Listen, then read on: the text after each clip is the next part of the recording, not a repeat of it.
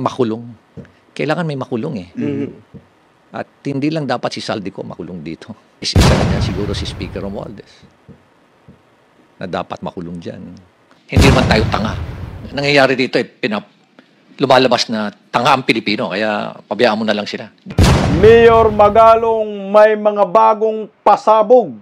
Martin Romualdez at Saldico dapat umanong makulong.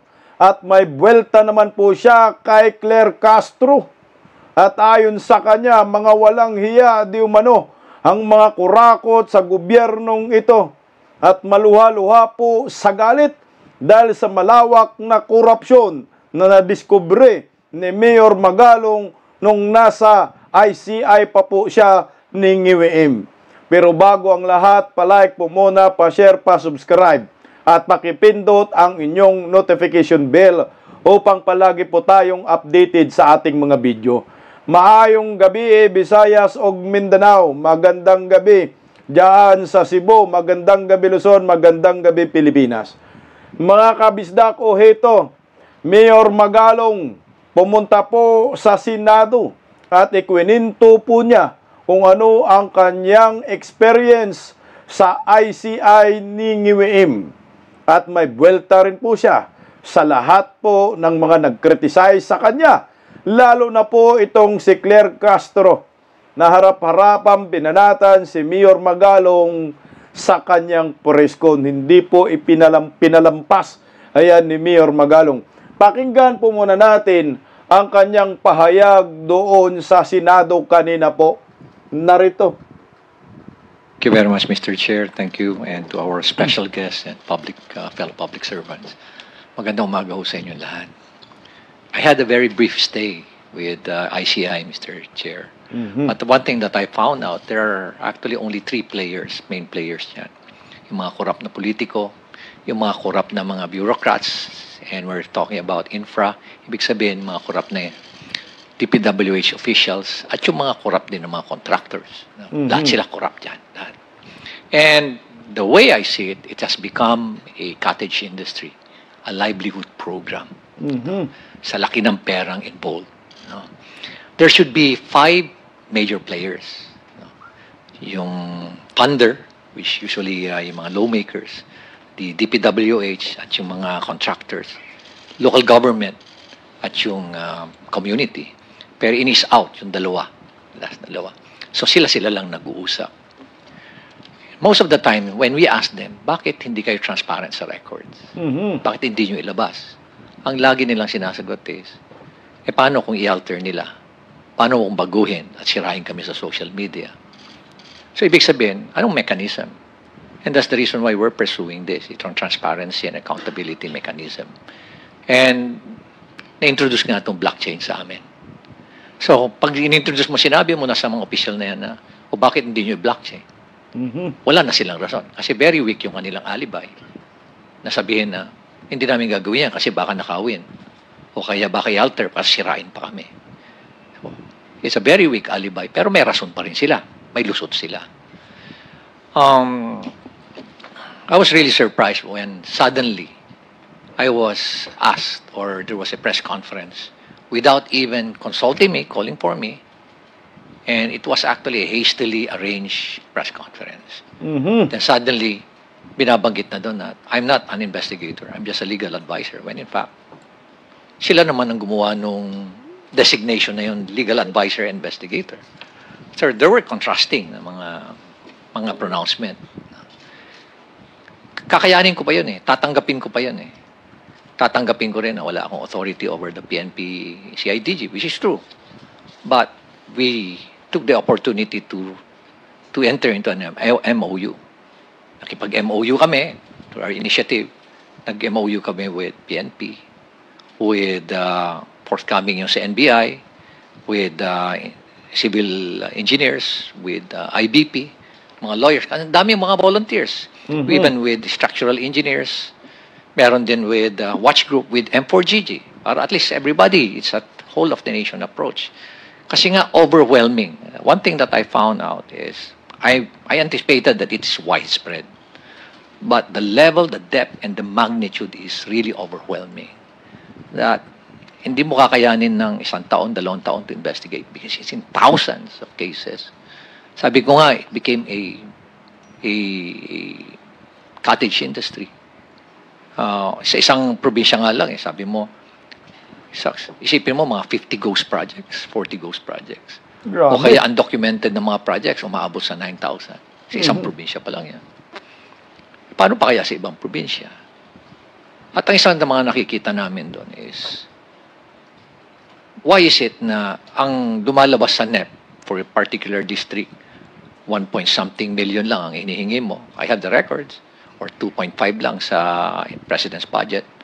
Then suddenly, pagkalabas dun sa GA, bakit umabot na ng mga 21 billion? And nakita namin na talagang prevalent yung kondon, yung mga ghost and substandard projects sa lugar na yun. So what was the intention? No? Hindi naman tayo tanga. Nangyayari dito lumalabas na tanga ang Pilipino, kaya pabayaan mo na lang sila. Hindi na nila mapapansin yan. Nakakainsulto isipin. Nakakainsulto. Grabe, no? Grabe itong gobyerno ni Bangag. Talagang nakakagalit eh. Tama yung sinabi ni Mayor Magalong, hindi naman tayong tanga. Ang mga Pilipino, ginagawang tanga ng mga kurakot sa gobyerno. 21 billion, mga ghost projects pa ang iba. Grabe. Ito yung sinasabi po natin eh.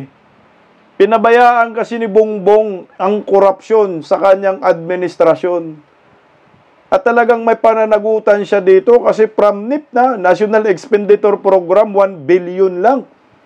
Pagdating na sa GAA, pinirmahan ni Bongbong, nagiging 20 billion na, 21 billion na. Grabe ka, ngiwim ha. Sobra-sobra. Kaya huwag tayong pumayag na gawin tayong tanga ng mga nasa gobyerno ngayon. Kailangan po marunong tayo buboses. Kailangan marunong po tayo magsalita. Kailangan magingay po tayo. Kahit maraming mga trolls na pumaputakti sa atin, huwag po tayong tumigil sa kakadakdak at kakapaliwanag sa taong bayan, ipagsiwalat ang katotohanan, kagaya yung mga ganitong balita. Takin mo po yan. Yung mga ghost projects, bilyones na tuklasan ni Mayor Magalong nung nasa ICI siya. Kaya siguro si Mayor Magalong tinanggal talaga. Dahil malalim na eh. Malalim yung korupsyon under Marcos admin. Ayaw ni Bongbong na matuklasan ang punot dulo nito. Tuloy, Mayor Magalong. Okay. Balikan ko uli yung press con na yan. Nilabas. And then, suddenly, tinabi na may conflict naman ako being the mayor. Si Auntie Claire yan ha, yung tinutukoy dyan ni Mayor Magalong kasi pagkatapos ni Auntie Claire pag-press con, agad po ay nagsumiti ng resignation si Mayor Magalong. Si Claire Castro yan, alam natin, inutusan niya ni Bangag, napaka-imposible naman. Tuloy. And at the same time, being a member of the ICI. By the way, I'm not a member of the commission. I'm not a commissioner there. In fact, sila nga yung gumawa ng workaround nun na legal advisor investigator. Pero inis out na ako doon eh. Tinanggal na nila lahat. And then suddenly, here comes a below the belt naman na accusation. Correct. Na ay dahil merong project si Diskaya doon at maanomalyang tennis court. Sobra na yan. Yun na hindi ko matake. Di ba? Parang pinapalabas mo pa na korap ako. Ay, yan na. Mag-aaway na tayo dyan. Ano? Sa unang-una, sabihin ko nga, kung bulok ba ako, lalabanan ko yung mga very powerful na tao dyan. Correct. Diba? You have to make sure that you have the moral ascendancy bago mo labanan yung mga tao. Otherwise, masisira ka din. So, nonetheless, I think I struck a nerve. No? I don't like to, expound further. Basta I believe I struck a nerve or several nerves na they panic at kaya ganun ngayon nangyari. So, I would like to end yung aking experience dyan sa ICI. But one thing that I can say is that there's no transparency. There's no transparency whatsoever. Nakita namin yan ni Secretary Vince. Tinago lahat. No? And they are just so comfortable doing it. They're not afraid. Imagine, hindi man lang nila naisip na paano ang taong bayan. Nakaka-insulto pa. At ito nga, lately nga, na sinabi pa na yung involved na congressman dyan, si Saldico, he did not abandon it. It was a sacrifice. My God! Ha? Nagdakaw ka ng bayan, kasi sasabihin mo, it was a sacrifice on your part. And it's not an abandonment. Ganyan na ba kababa yung standard natin sa Kongreso, Mr. Chair? Ha? Ganyan na ba tayo kawalang hiya ngayon? Ha? Manhid, di ba? Napaka callousness, hypocrisy. At nakaka-insulto sa mentalidad natin Pilipino. So, from there, Mr. Chair, please allow me to read. Grabe ang galit dyan ni Mayor Magalong. Grabe, nanggigigil. Walang transparency. Yung ICI ba yung tinutukoy ni Mayor Magalong na walang transparency? Alam niyo yung galit ni Mayor Magalong dito talaga kay Auntie Claire, matindi. No? Siguro, hindi naman maglalabas din ng statement itong si Claire Castro kung walang nag-utos. Tandaan po natin, si Claire Castro ay spokesperson ni NGWM. So kung ano po yung sasabihin ni Claire Castro, yan po yung sinasabi ni NGWM.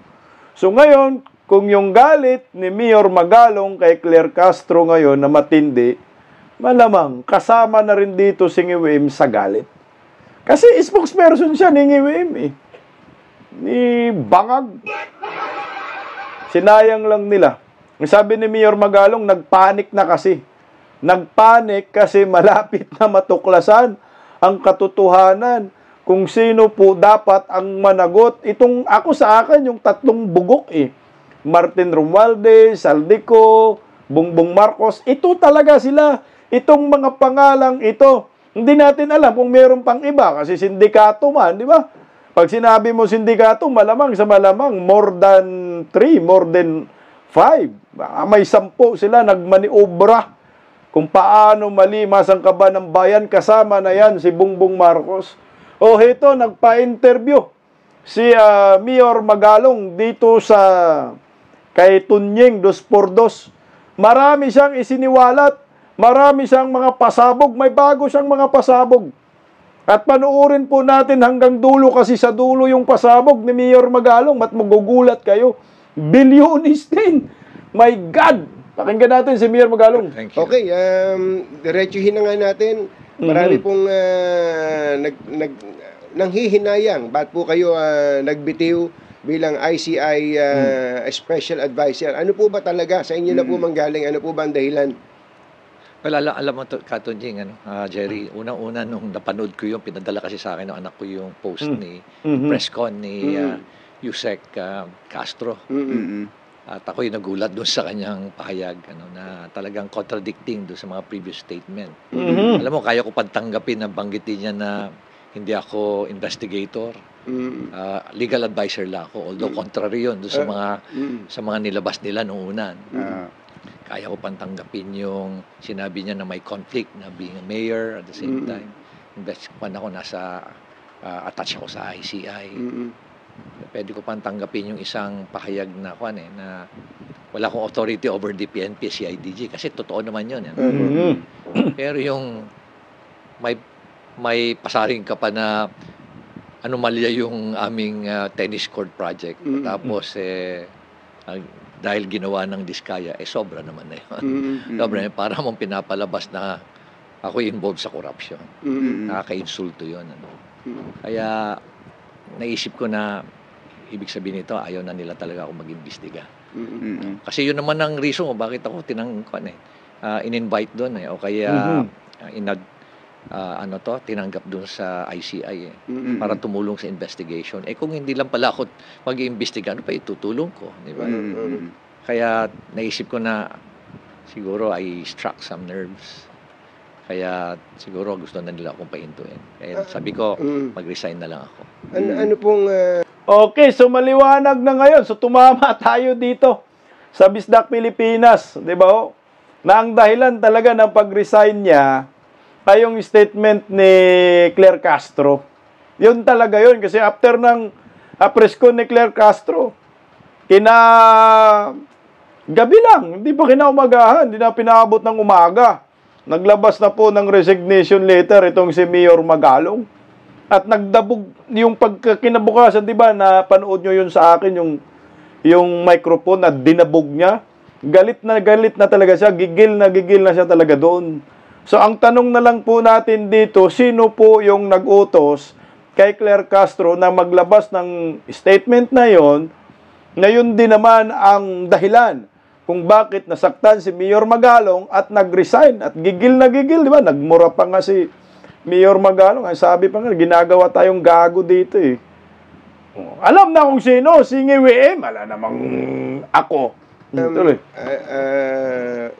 Reaction ng pamilya ninyo doon sa pangyayari niyo. Kasi balita namin pwede niyo na rin pong i-confirm o kaya i-deny na kayo po yung inaalok nung una na maging ulo ng ICI. Yes, oo. Noong September 3 kasi tinawagan ako ni Sec Vince at sinabi nga sa akin na I'm being offered the position of head of the commission. Dahil nga sabi ko, hindi ba si Ma'am Harriet Demetrio sana ayaw daw niya, tinanggihan niya. Kaya naghahanap sila. Nung binanggit sa akin na I have to resign as mayor, sabi ko, I cannot resign as mayor. Huwag niyo na lang ako isama dyan, sabi ko. Tutulong na lang ako. Kung ano maibigay kong tulong, sabi ko. Pero nagulat na lang ako na sinabi nga sa akin na, sir, nasa kwan ka pa rin, you will be part of the ICI, not as a member of the commission, but you will help in the investigation. Kaya ako naman, excited din ako dahil gusto kong makatulong eh. Pero after 2 weeks, lumalabas na ayaw naman nila ako mag-imbestiga. Kaya sabi ko, useless lang yung effort ko dito. You struck some nerves. Ika lang, yung struck some nerves, yung galit na galit si Mayor Magalong. Medyo maganda to pag-usapan yung yung inuferan siya. Siya yung una pa lang inuferan, tapos pag-resignin siya sa pagka-mayor. Siya pala yung unang inalok. Parang mag-resign ka, Mayor Magalong, tapos ikaw yung magiging head ng independent commission. Tinanggihan niya. Tapos pinilit pa rin pala siya na isama dito sa independent commission na piki. Ngayon, nung sumama siya, nag-interest, si Mayor Magalong, tinanggal din naman kasi nga, mukhang natuklasan na ni Mayor Magalong yung sindikato.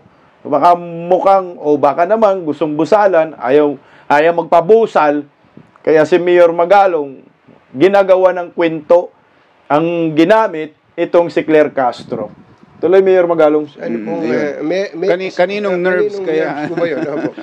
At siguro, hindi ko muna ako magsasalita. Pero ako, confident ako na I struck some nerves. Kasi nga, kung papakinggan mo yung statement ni Yusek Castro, di ba? She was groping for words.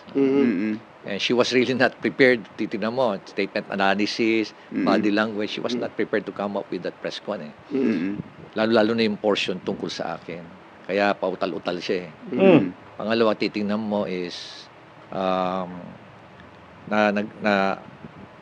paulit-ulit niya sinasabi na wala akong authority over the PNP and CIDG. And totoo naman, wala akong authority. Pero kaya nga, nag-initiate ako ng nag-initiate nga ako ng MOU signing eh. Nung kinausap ko nga si Chairman Reyes na, sir, better na magkaroon tayo ng MOU with the different groups, PNP, NBI, industrial, itong mga civil engineers, pati itong mga structural engineers, together with the IBP kasi maraming gustong tumulong. Tuwan-tuwa siya eh. Kaya kami ngayon nag-prepare ng mga MOU lahat eh. Nilakad namin lahat yon. Kaya kung authority lang wala talaga authority, pero yung nakikipag-coordinate ako and very willing naman ng PNP. In fact, last Tuesday sana meron akong capacity building na session sa kanila na 2,000 investigators will be attending by Zoom. Maski nandun ako sa Korea eh. Wala lang, hindi na namin tinuloy. Sayang kasi hindi mo kakayanin dahil alam mo sa pag-iikot namin ni Sec Vince sa nakita namin mga dami ng mga tumbong. Hindi lang hundreds yung cases eh. Abot ng libo eh. At naging mahirap, nakakalungkot isipin na naging cottage industry Naging livelihood program ng mga corrupt na politiko, itong mga contractor at mga DPWH officials. Talagang wala kaming, sa pag-iikot namin ni SecBins, wala kaming nakitang maayos na project. Puro tiwaling project lang. Magbanggit ako ng 3 pangalan kung sino yung may utak ng mga banat ni Claire Castro. 3 lang ho Alam ko sa 3 may sapol dito. Martin Romualdez, Lisa Baque, at Bongbong Marcos. Yan yung 3. 3 yung amo ni Claire Castro. Ito yung nakikita ko. Sino yung nag-utos sa kanya para wasakin si Mayor Magalong, para sirain yung reputasyon, yung kredibilidad, yung dignidad. Wala nang iba yung 3 bugok. Tuloy, Mayor Magalong. Pero sa laki ho yung magnitude nung nakita ninyong ano ba yan, matatawag natin yan modus na yan, o yung kalakaran, naging kalakaran na yan sa DPWH. Hindi ko kaya talagang tama lang din, Mayor, na kasi baka mapabayaan nyo nga yung syudad ninyo kung nakatutok kayo sa ICI. Kaya pala ngayon ko lang narinig na may offer pala sa inyo mag-resign. At kayong maging mag-lead ng ICI. Yes, oo. Meron. Pero yun sa laki ng problema, hindi ko kaya talagang mapapabayaan naman ninyo ang city? Ako nakikita ko na for the next 3 months siguro, talagang nakatutok ako dyan. Kaya nag-usap kami ng Vice Mayor ko na pwede bang mag-OIC ka muna. Ikaw muna. Oo, siguro 3 times a week nandito ako sa Manila. Or 4 times a week. May gano'n na palang arrangement. Meron na pala kayong gano'ng arrangement sa Vice Mayor nyo. Oo naman. Kaya mag-OIC siya. Tapos anyway, this is a higher calling. This is for the country. Ito ginagawa namin. Kaya talagang pinag-usapan namin mabuti. At hindi naman mapapabayaan kasi anytime na, alam mo, may technology naman. Yes, correct. At may mga certain decisions, kailangan ako naman, mga critical decisions, ako pa rin ang nagdi-decision. Hindi ako naniniwala na yung reason nila, kaya si Mayor Magalong gusto tanggalin ng Palacio de Polvoron dahil mapapabayaan ang syudad. Hindi Bakit? Bigyan ko kayo ng halimbawa, senaryo. Vice President, sa Davao. Diba? Sino ba yung gumaganap na mayor ngayon? Si Mayor Basti. Acting mayor.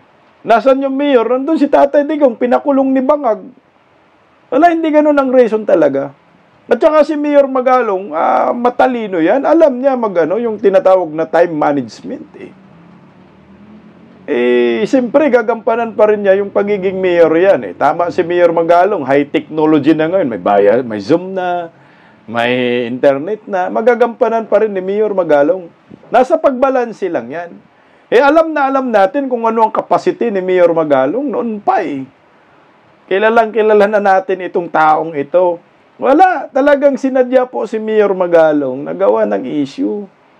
Para nga si Mayor Magalong mapilitan na umalis sa ICI. Tingnan mo yung banat nila. Conflict of interest daw. Dahil politician, si Mayor Magalong, mayor sa Baguio City, tapos mayroong pang banat di umano doon sa tennis court. Wala naman daw anomalya. Animal talaga to si Auntie Claire. Yun yung utos ng amo nila. Na tika-tika lang, medyo malalim na. Seryoso si Magalong Ang malas nyo kasi kinuha nyo yung taong seryoso para sa bayan maglingkod. Walang mima-mima. Mali din ninyo. Tapos ngayon, siguro nahirapan na sila. Putangin na. Bakit ganito si Mayor Magalong? Talagang araw-araw, dididikdik niya talaga. Siyempre, seryoso niya matumbok ang mga kawatan at sindikato sa gobyerno. Kaya ginampanan niya yung kanyang trabaho. Akala siguro ni BBM na nagdrama-drama lang si Mayor Magalong for the sake lang, kunyari niya, patay kayo. Nagkamali kayo. So, hindi magiging problema yun. Tingnan mo. I-lay down ko lang yung sistema. Once na ma-lay down mo lang yung sistema, correct, madali na lahat Ginagawa ko lang yung framework muna, lahat ng mga coordinations, itatayo namin yung aming process flow, ganun halos in 2 weeks na halos nagawa namin yun eh. Punta na. Tapos meron na nga kami isang first case eh, yung Mindoro. Yun, prepare na nga namin lahat yun. Nagulat nga si Chairman Reyes na naka-prepare na yun, naka-folder na lahat yun. Binigay na namin. Kasi may sistema kami na pagkatapos namin kolektehin, meron kaming mga volunteer lawyers na titingnan, okay na ba to? Kompleto na ba to? Mindoro? Di ba yung Mindoro, proyekto ng SunWest yan? Triton? Tama ba? Putang ina talaga.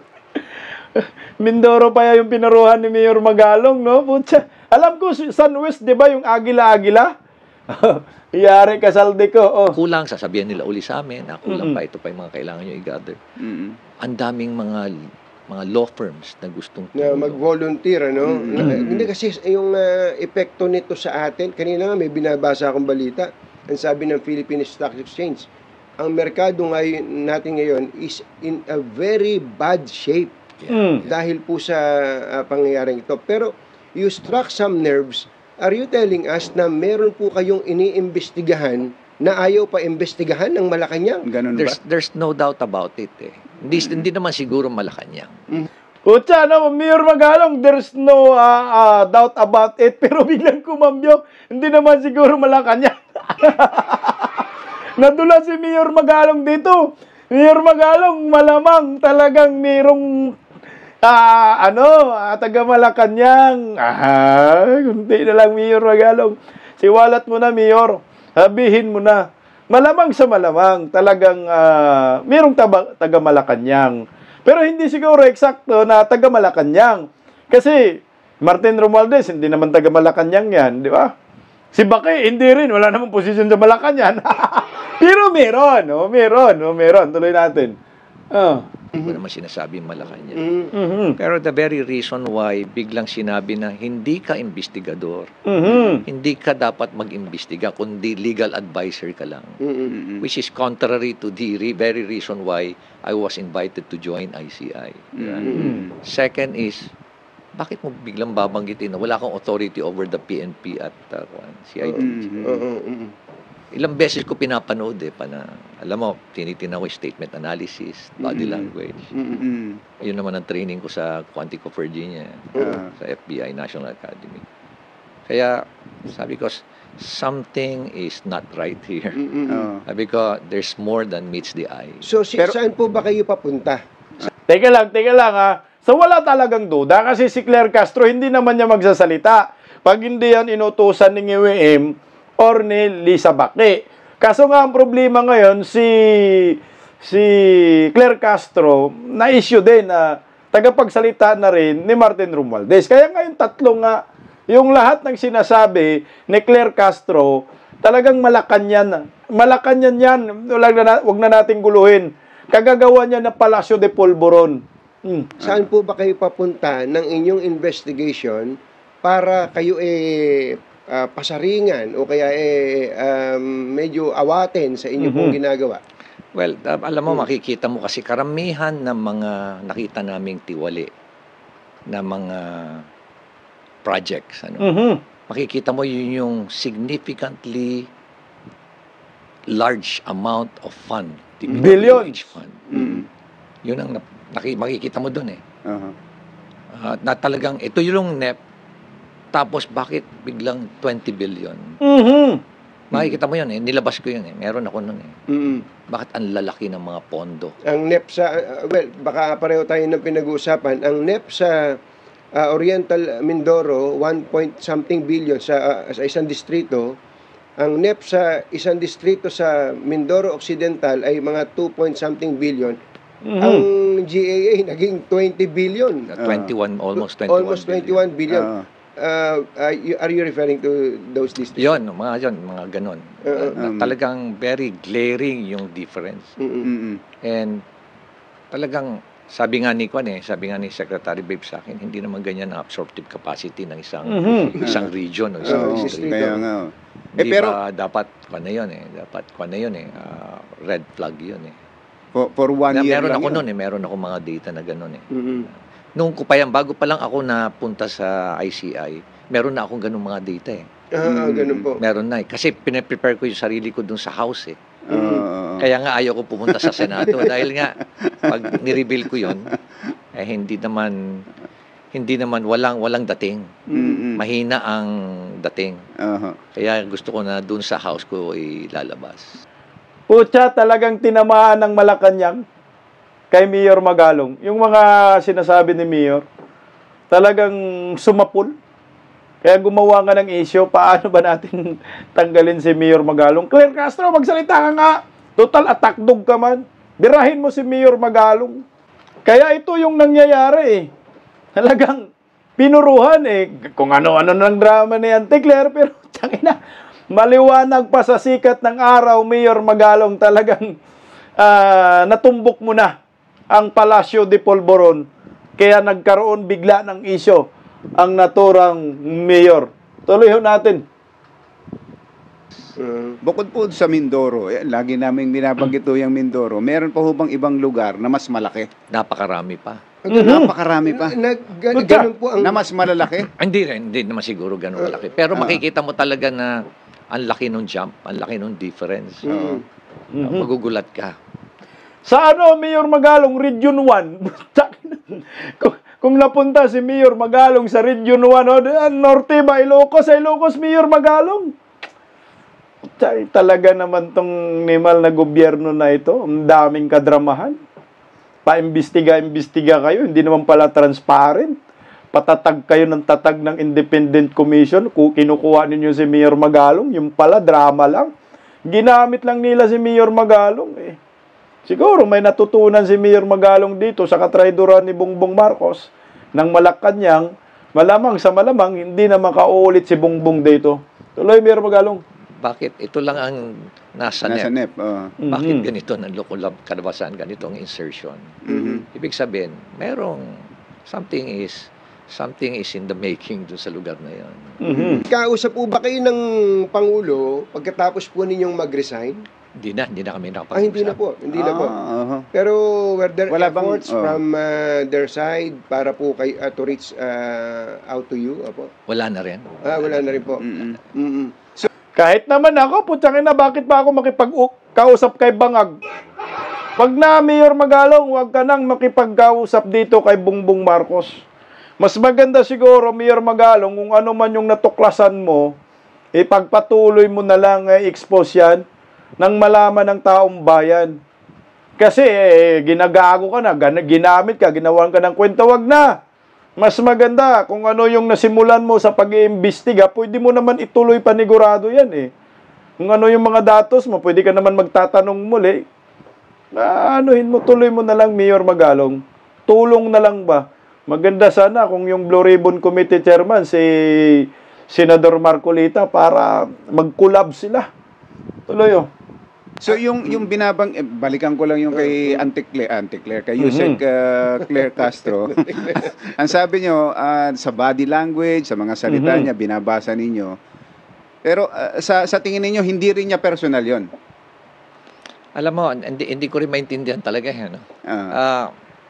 Assuming na hindi personal, pero sa tingin ko, is taking orders from someone eh. Correct. Tumbok mo. Tapos, makita mo, someone panic. Kaya ganun na lang kabilis yung kanilang press con. Kung titignan mo dapat pwede naman nila akong tawagin lang. Diba? I-clarify sa akin. O kaya, pwede ba mag-resign ka na lang? Diba? Tahimik na lang. Pero wag naman sana na press con mo, tapos babastusin mo pa ako doon sa press con na yun. Nako, iyon nga rin, no? Pero, wala. Ang plano kasi nila, Mayor Magalong, ipahiya ka. Ang plano kasi nila, Mayor Magalong, yung kredibilidad mo, wawasakin nila. Yun talaga yung plano. Kasi meron kang natuklasan na hindi dapat matuklasan mo. So ngayon palang sinira ka na. Para pag meron kang i-expose, kung ano man yung natuklasan mo, ay hindi ka na paniwalaan nila ng mga tao di umano. Kasi yun ang nakikita ko ha. Ganun yung taktika ng mga sindikato. Tika. Birahin na natin si Magalong, yung kredibilidad niya, natuklasan na. Baka ganun ang nangyayari. Lihim to eh. Sekreto natin, damay-damay tayo dito. Meron naman tayong attack dog. Inutusan lang talaga si Claire Castro. Wala na pong iba. naglatag ng script. O, ito, Claire Castro, yung script natin.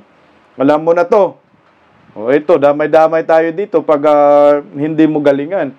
Kaso nga lang, magaling na investigador si Mayor Magalong, yung body language, makikita mo daw na talagang parang nagpanic mood ang datingan ni Claire Castro at bigla lang nanira itong si Claire Castro sa kanya. Tuloy, oh.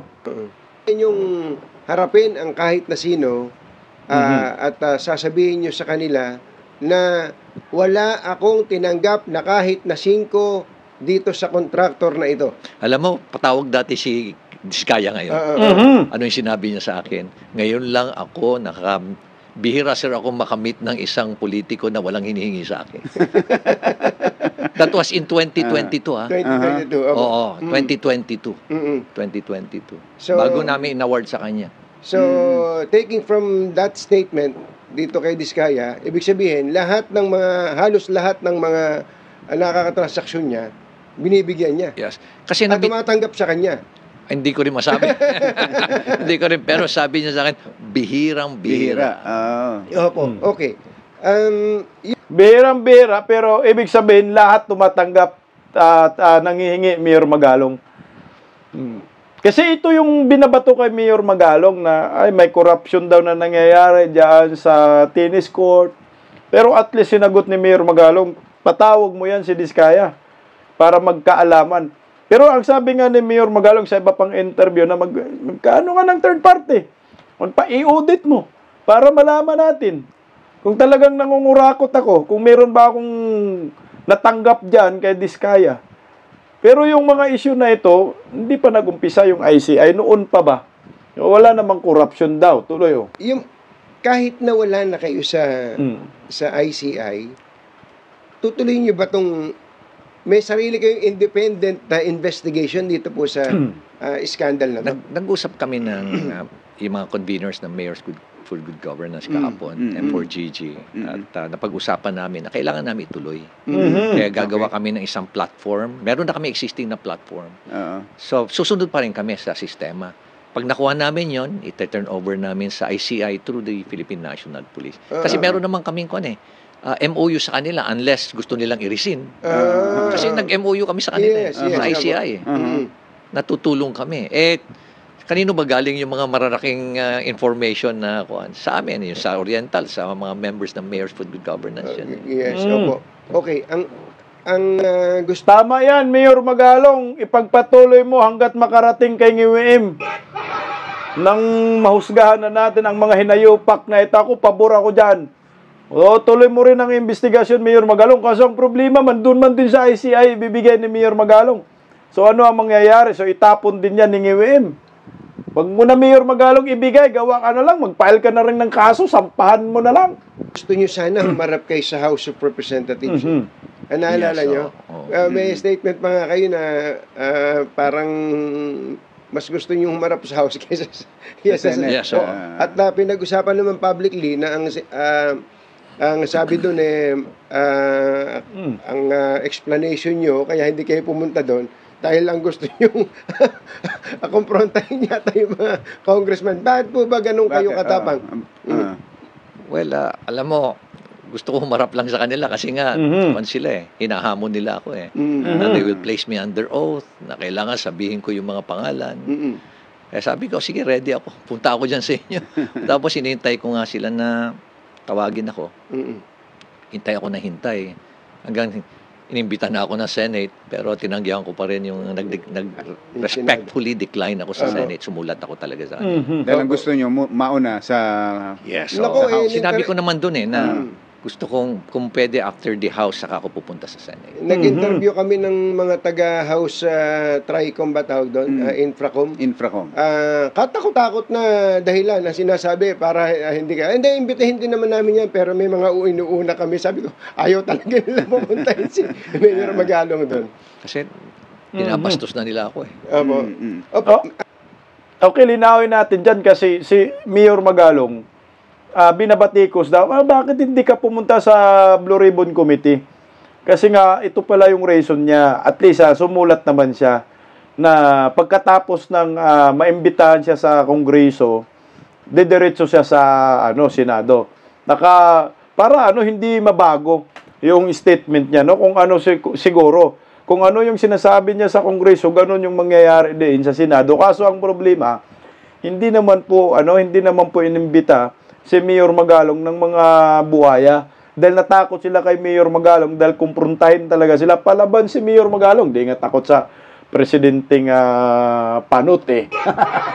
Tuloy, Mayor Magalong.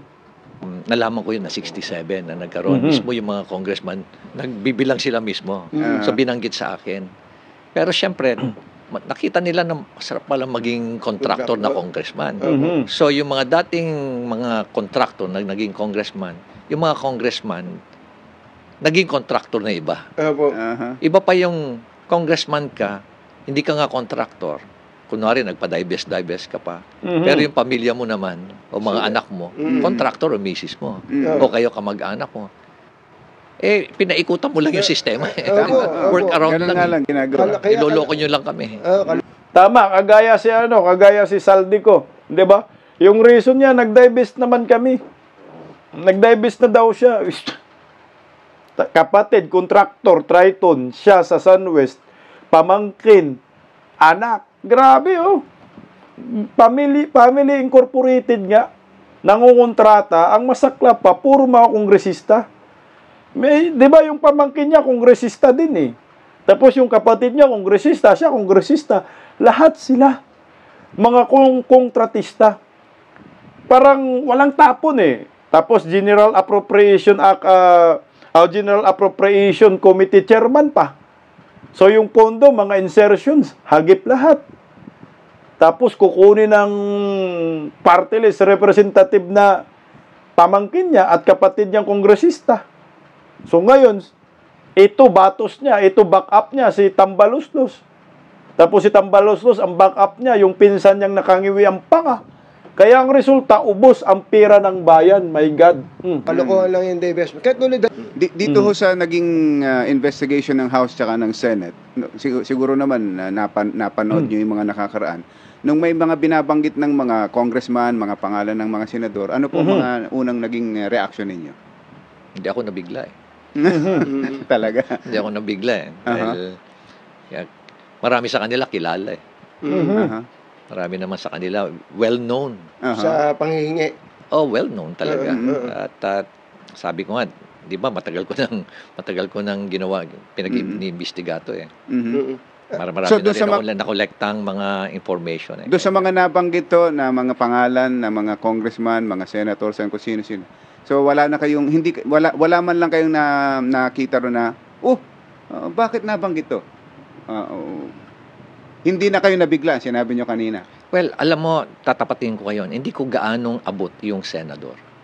Senate, wala akong gaanong abot. Alam ko dun sa mga congressman. Kasi karamihan ng mga information ko galing mismo dun sa loob ng House of Representatives. So, ibig sabihin talaga, ang totoong magnanakaw talaga, itong mga kongresista. Kasi yung mga datos ni Mayor Magalong, puro mga kongresista eh. Mga kontratista nga ang tawag eh. So, dito sa Senado, hindi ganun. Kung meron man siguro, hindi ganun kalala. Pero dito sa mga buhaya na to, kongresista, ang lala, harap-harapang garapalan. Alam niyo po, yung korupsyon, putang ina, kahit saan, meron eh. Kaso ang masakit nga ho, ang nangyayari ngayon, garapalan na masyado. Parang ang tama yung sinasabi na word na ginamit ni Mayor Magalong na ginagawa tayong tanga ng makurakot sa gobyerno. Na huwag tayong pumayag na gawin tayong tanga. Tuloy oh. Galing na rin mismo sa mga DPWH at galing din sa mga kontraktor. Yung mga computation na nilabas ko, nakita nyo halos exactly, tumama nga doon sa mga binabanggit. Galing din sa mga kontraktor yun eh.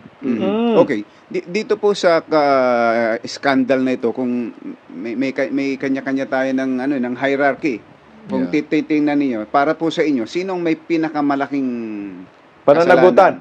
Yung proponent, DPWH o yung contractor? Walang kaduda-duda. Alam na natin yung mismong corrupt na politiko yun. Tama ka dyan kasi ganito.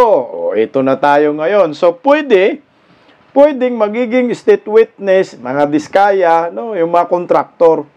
Pero yung pinaka-most guilty talaga, politiko. Accessories of the crime, contractor. Next sa contractor, DPWH official. Next, mambabatas, mga politiko talaga. Romualdez, Martin, Saldico, Bongbong Marcos talaga, diretso to sa pinakaulo, wala na hong iba. Yung ibang mga kongresista na hindi na imbestigahan dyan sa Senate Blue Ribbon Committee, mukhang tahimik-tahimik sila ngayon. Pero kung seryoso ang ICI, Independent Commission ni Bongbong, yung lahat na pinangalanan ni Diskaya, dapat imbestigahan lahat yun. Ilang kongresista yun? 17. Ayan, maliwanag kay Mayor Magalong, ang pinakamakawatan talaga dito ay mga politiko. Tuloy oh. Yan yung politiko na yun. Siya na ang pinakamalaking porsyento. Pero unfortunately, siya yung mahirap kasuhan. Dahil hindi naman siya pumipirma. Ang daming scheme ang daming permutations. Hindi lang yung tatanggap sila hindi lang yung sinasabi ko noon na ang laki-laki na ng porsyento nyo, sila pa yung contractor, sila pa yung supplier. Diyan sa loob ng Congress, nagbebentahan dyan Uy. Kung malapit ka kay Saldico dyan, presyong kapatid, 15% kukunin mo. Presyong kapatid pa yun? 15%. Pero kung kuwan ka, 25%. Diba? Ang tindi ni Saldico. Presyong kapatid, lalapit ka lang kay Saldico. So ito, 15 to 25%. Oh, ito yung kickbacks na makukuha natin. Kaya limas ang kaba ng bayan. Wala. Ulitin natin. Walang Saldico kung walang Martin Romualdez. At saka walang Martin Romualdez din kung walang Bongbong Marcos. Hindi na po natin yan ilalayo. Huwag na nating guluhin ang ating mga utak at mga isip. Itong tatlong ito. Sila dapat yung managot. Ang problema kasi dito, itong si Saldico, nagmisto lang sacrificial lamb. Pinagtulungan na ng mga kongresista na talagang tinuturo na ikaw ang pinaka-mastermind. Kaso, sabi nga ni Mayor Magalong, hindi man yan magagawa ni Saldico na mag-isa. Talagang merong pang boss. Kung boss si Saldico ng mga kongresista, itong si Saldico may boss din. At yung boss ni Saldico may boss din. So, mga busabos ang resulta. Tuloy, Mayor Magalong. Ba? Tapos, yung mga malalapit sa kanya, kukuha sa kanya. Pare, meron akong kilalang kanya. Boss Saldi. Boss Saldi. Tingnan mo. Boss pa siya. Boss Saldi, bigyan mo naman ako ng kwan. So, bibigyan niya, sige, kunin mo na lang, nabigay ko sa iyo ng 20%. Ang gagawin niya, i-flip-flip lang niya. Hanap siya ng congressman, sa iyo ko ibabagsak to. 25, onti may per percent siya. Laway lang. Laway lang. Cottage industry nga, livelihood program. Parang networking lang, Mayor Magalong, no? Laway lang puhunan ni Mal, no? Livelihood program na daw. Dun pa lang siguro sa plenaryo. Gusto mo? O sige, ito, gawin natin. Magkano ba? Ano bang proyekto kailangan mo? Flood control? Sige, flood control. O ito, mag-flood control tayo. Ilabang billion. 1 billion lang yan, ha? Pero lalabas natin 20 billion. Pero meron akong 25% dyan. 25 to 30% ni Mal talagang kasunduan na to. Kaya tama yung mga isiniwalat na malitang basura. Matindi po yan. Speaking of Congressman Zaldico, nag-resign po siya. Kayo po ba naniniwala na si Congressman Zaldico ay babalik pa? Ay, hindi siguro babalik niya. Hindi na babalik yan. Baka sunugin siya rito. Masunog talaga yan. Ang lakas ng loob naman na umuwi yan si Saldico. Hindi na yan babalik para sa akin. Kahit maglabas pa siguro yan ng red notice Interpol, hindi na yan babalik. Kasi ngayon, humihingi si Buying ng blue notice Interpol daw para mahanap at malukit yung kinalalagyan. Kaso wala pang wala pang warrant of arrest. Ako malamang maghahanap na ng bansa itong si Saldico na kung saan mabilis ma-aproba yung tawag yan, yung asylum. Doon ka sa bansa ni Gibo Saldico, madali doon. Tapos pag nandun ka na, kumanta ka na lang. Video-video ka ba dong? Ikanta mo si Martin Romualdez, manabla ka rin. si Bongbong, huwag kang pumayag na ikaw lang ang masira. Huwag kang pumayag na ang husgahan ng taong bayan ay ang inyong apelyido.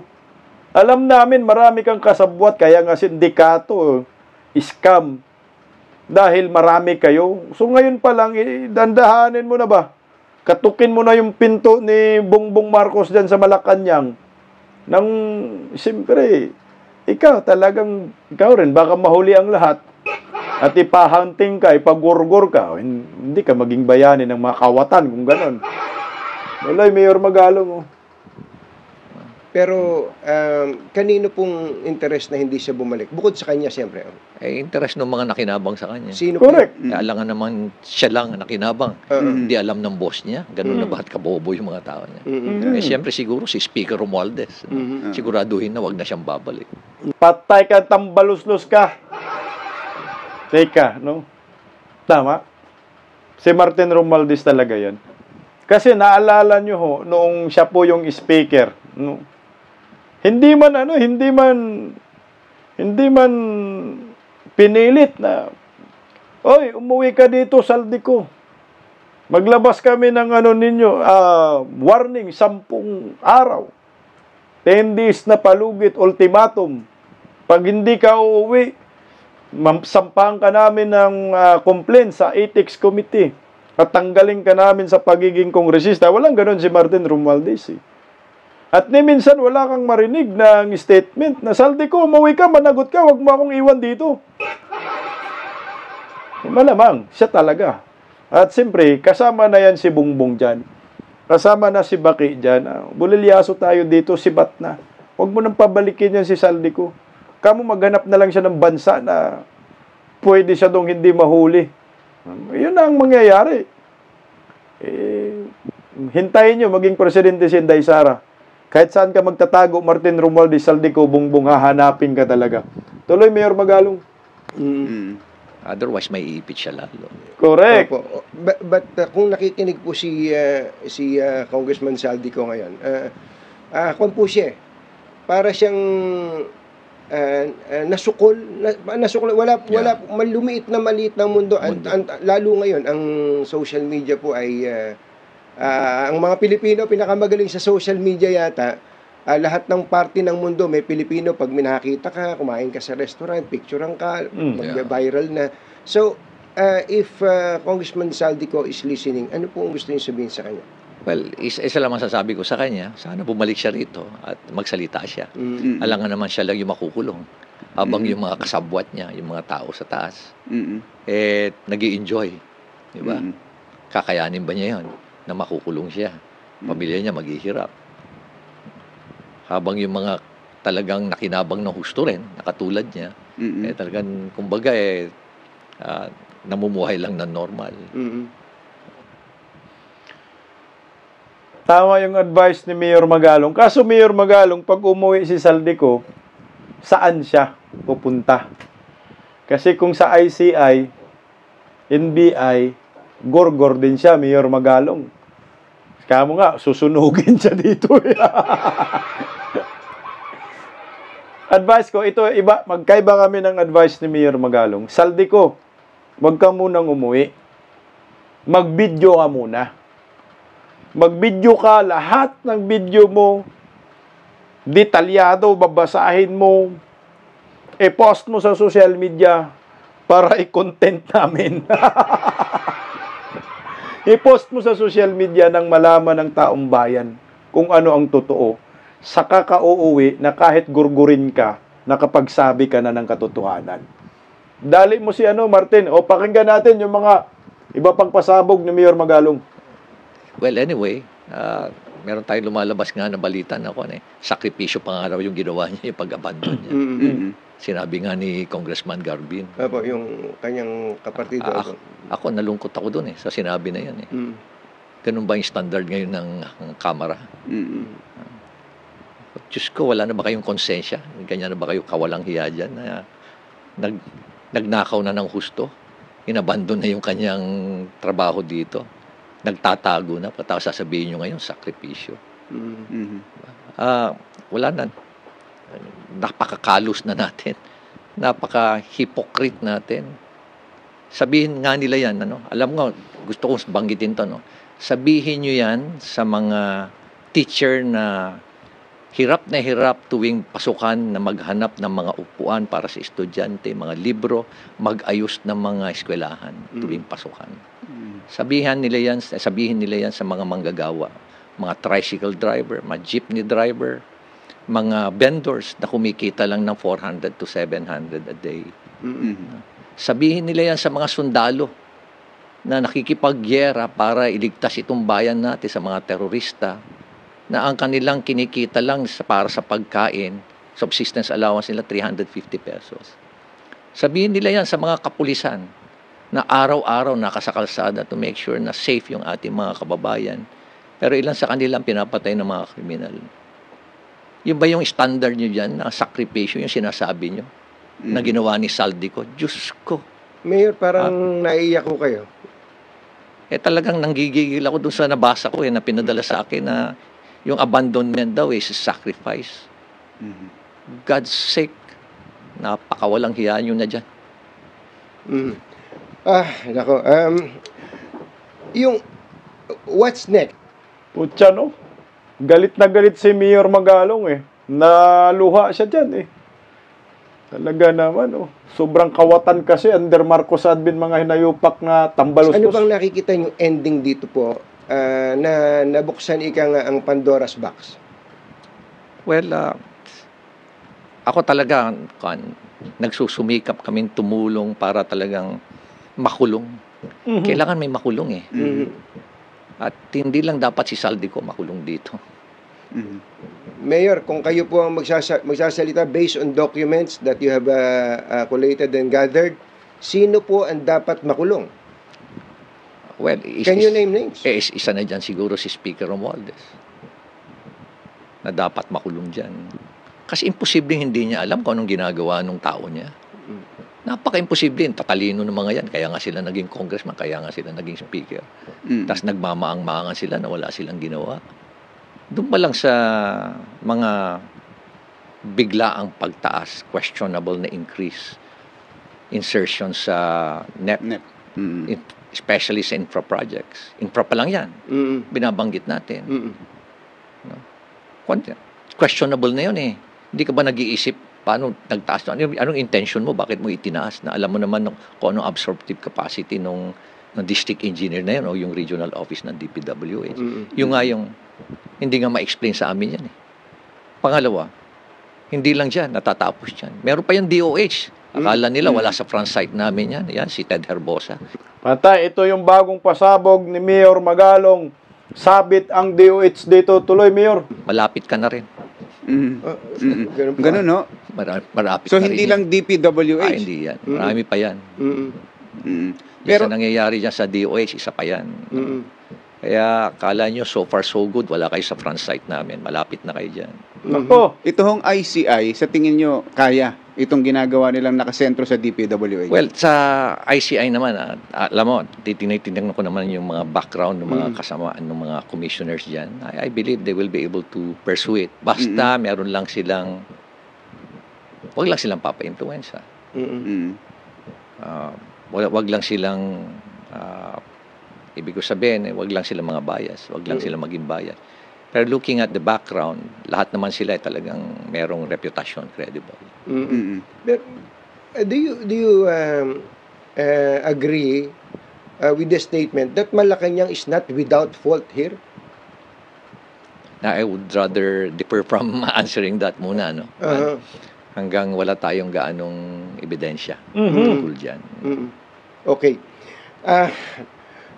Medyo so aabangan, lakasan mo nga yung aircon, naiinita na ako dito ngayon. I-follow up ko lang sa DOH. So susunod ang DOH, Mayor? Hindi, sa amin, sa Mayor's for Good Governance, isa rin yan sa mga tinitignan namin ngayon. Kasi marami rin kami natatanggap na mga complaint dyan.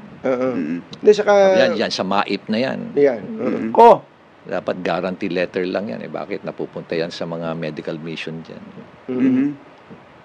Okay. At walang equitable na kwan dyan. Walang hindi equitable ang distribution ng MAIP.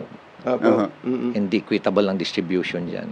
By the billions din ho ba ang pinag-uusapan natin dito? Oo, rin. Malaki rin yan. Matindi din dyan. Ang kwan dyan, ang ano to, yung ginamit sa politika. Especially during the last election, yung MAIP na yan. MAIP. MAIP na yan. Matindi yan. Patay, dali na naman dito si Martin Romualdez tungkol na naman sa DOH billion din pala ang halaga ng pera kinukurakot dito. Good luck na lang sa inyo, Mayor Magalong, pagpalain ka. Good luck na rin po sa ating mga Pilipino. Kaya pa ba kaya natin sa 2028? Yay! Magandang gabi ho, Bisdak Pilipinas. God first. Paggising sa umaga, tanghali at gabi, nakikita ko ang post niya, ang hapdi. Paano nga ba to? Di ako makatanggi. Watch ko na lang at isipin ng mabuti. Bisdak Pilipinas. Bisdak, tinig ng katotohanan. Sa bawat vlog may laban sa kasinungalingan. Mulat ang mata, gising ang masa. Bisdak Pilipinas, para sa bayan, gumigising sa diwa. Sa likod ng kamera, tapang ang dala, walang sinasanto kung mali ang gawa. Hinay-hinay, pero palaban. Boses ng tao sa digital na labanan. Bisdak, tinig ng katotohanan. Sa bawat vlog may laban sa kasinungalingan. Mulat ang mata, gising ang masa. Bisdak Pilipinas, para sa bayan, gumigising sa diwa.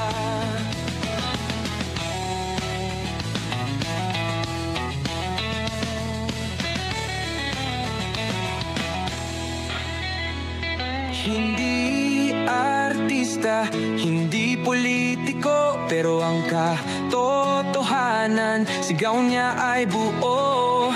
Sa YouTube o Facebook man siya makita, may aral ka pa rin, may uwi sa bawat salita. Bisdak, gising sa katotohanan. Di lang kwento, kundi panawagan. Sa bawat Pilipinong naghahanap ng liwanag. Bisdak Pilipinas, kasama sa pagbangon ng bayan.